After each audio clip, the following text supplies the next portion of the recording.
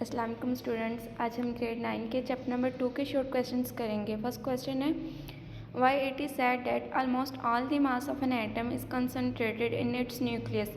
कि ऐसा क्यों कहा जाता है कि किसी भी एटम का जो सारा मास है वो उसके न्यूक्लियस में क्यों पाया जाता है। तो इसका आंसर है पेज नंबर 21 पर।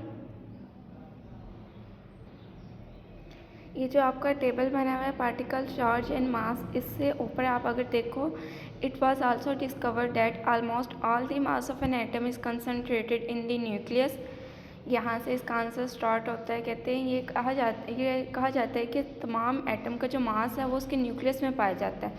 बिकॉज क्योंकि उन्होंने हमारे क्वेश्चन में हमारे से रीज़न ही पूछी है, तो इसका मेन आंसर यहाँ से स्टार्ट हो रहा है। Because both the heavy particles, क्योंकि दोनों हैवी पार्टिकल्स जो हैं proton and neutron are found to be present hair.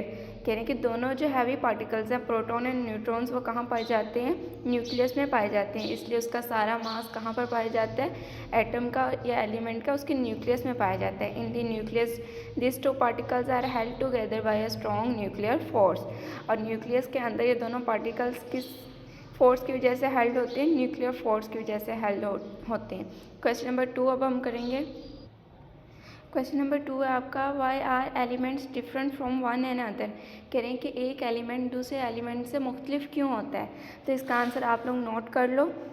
Because each element has its own atomic number और मास नंबर। कह रहे हैं क्योंकि हर एलिमेंट का अटोमिक नंबर और मास नंबर क्या होता है, डिफरेंट होता है। So each element different from one and other. इसलिए हर एलिमेंट एक दूसरे से क्या होता है, मुख्तलिफ होता है। क्यों? क्योंकि उनका हर एलिमेंट का अटोमिक नंबर और मास नंबर क्या होता है, डिफरेंट होता है। इसलिए हर एलिमेंट दूसरे एलिमेंट से डिफरेंट होता है।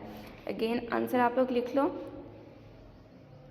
Each element is different because each element has its own atomic number or mass number, so each element different from one another. ये so each element different from one another आप start में भी लिख सकते हैं, last में भी लिख सकते हैं। कंप्लीट आपका आंसर बनेगा because each element has its own atomic number और mass number, so each element different from one another. Question number 3 है how many electrons are present in helium.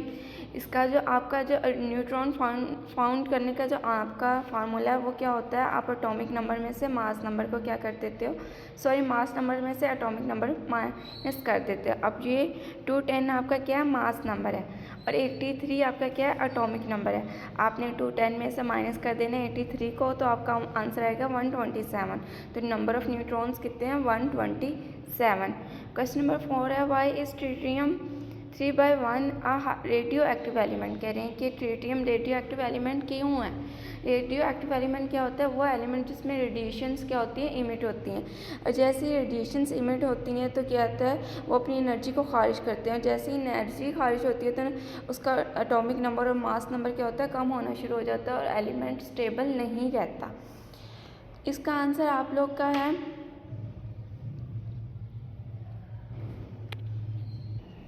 तो क्वेश्चन नंबर 4 का आंसर है आपका page number 25 पर।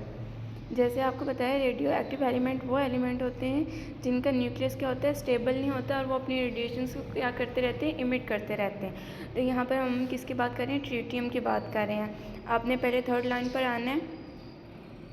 दे emit exact energy in the form of radiation. ये क्या करते हैं, एनर्जी को इमिट करते हैं, किस फॉर्म में, रेडिएशंस के फॉर्म में इमिट करते हैं। This process of emission of radiation is called radio activity and the isotope radio activity. यहाँ तक इसका आंसर होगा। उसके बाद आपने 5th लाइन पर आना है जहाँ ट्रिटियम लिखा हुआ है, तो आपने करना है tritium is a radio active isotope. Tritium क्या है, रेडियो एक्टिव आइसोटोप है। And the other 2 isotopes of hydrogen is a radio active isotope. यहाँ तक आपने करना है। उसके बाद आपने इसकी रीज़न बतानी कि रेडियो एक्टिव आइसोटोप क्यों है।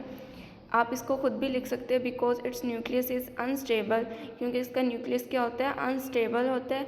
तो ये क्या है, एक रेडियो एक्टिव आइसोटोप है। उसके बाद अगर आप क्वेश्चन नंबर 5 पर आओ, हो can an atom observe and evolve energy. कह रहे हैं कि कोई भी एटम एनर्जी को ऑब्जर्व या इवॉल्व यानी अपने में से निकाल कैसे सकता है। यानी अगर एक एटम है तो वो एनर्जी किस तरह ऑब्जर्व करेगा और किस तरह निकालेगा, इमिट करेगा। इसका आंसर आप लोग नोट कर लो, मैं बोलती हूँ और आप लोग लिखो। When electron jump from high energy orbit to a low energy orbit, it release energy. कह रहे हैं कि जब एक इलेक्ट्रॉन हाई एनर्जी ऑर्बिट से लो एनर्जी ऑर्बिट में जंप करता है तो ये क्या करता है, एनर्जी को रिलीज़ करता है, ठीक है। When electron jump from low energy orbit to high energy orbit, और जब एक इलेक्ट्रॉन लो एनर्जी ऑर्बिट से हाई एनर्जी ऑर्बिट में जंप करता है तो ये क्या करता है, एनर्जी को ऑब्जर्व करता है, यानी हाई से लो में जाएगा तो रिलीज़ करेगा, और जब लो से हाई में जाएगा तो एनर्जी को क्या करेगा, ऑब्जर्व करेगा। अगेन आंसर लिखो, when electron jump from high energy orbit to low energy orbit it release energy, and when electron jump from low energy orbit to high energy orbit it observe energy.